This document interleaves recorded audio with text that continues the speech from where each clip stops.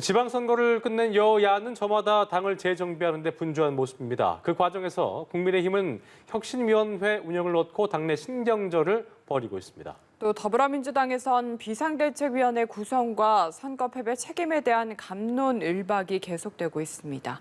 서혜림 기자입니다. 지방선거에서 크게 승리한 국민의힘은 우선 민생 이슈를 선점하는데 공을 들이고 있습니다. 성일종 정책위 의장은 이른바 100일 작전을 추진하겠다고 공언했습니다. 원자재 가격 상승에 따라 납품 단가를 연동하는 방안을 법제화하고 루나 사태에 대한 대응 입법을 추진하는 등 약자를 위한 정책을 추진하겠다고 강조한 겁니다. 또한 이준석 대표가 띄운 혁신위원회에 대한 당내 논쟁도 이어지고 있습니다.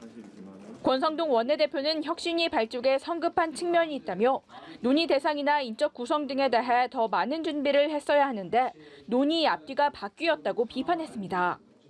또한 혁신위 논의 내용이 상식과 당원의 뜻에 부합하는지 나중에 최고위에서 다시 논의할 문제라고도 지적했습니다. 5선 중진인 정진석 의원도 개혁은 진실한 자기 반성을 토대로 해야 한다며 이 대표를 겨냥했는데 이 대표는 어차피 기차는 간다는 짧은 글을 SNS에 남기며 불편한 심경을 내비쳤습니다.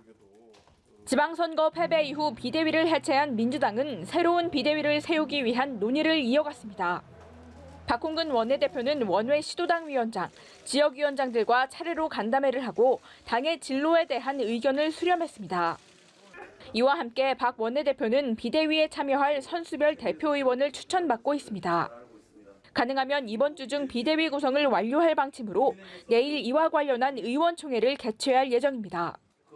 이런 가운데 선거 패배의 원인과 평가를 놓고 의원들 간 공방도 계속되고 있습니다. 친문인 홍영표 의원은 이번 선거의 패배 책임이 송영길 전 대표와 이재명 의원에게 있다고 거듭 비판하며 공천 과정에 대한 조사를 요구했습니다. 이재명계로 분류되는 민영배 의원은 광주의 낮은 투표율이 민주당에 대한 정치적 탄핵이라고 말한 이낙연 전 대표를 향해 다분히 정치적인 선동이라고 직격했습니다.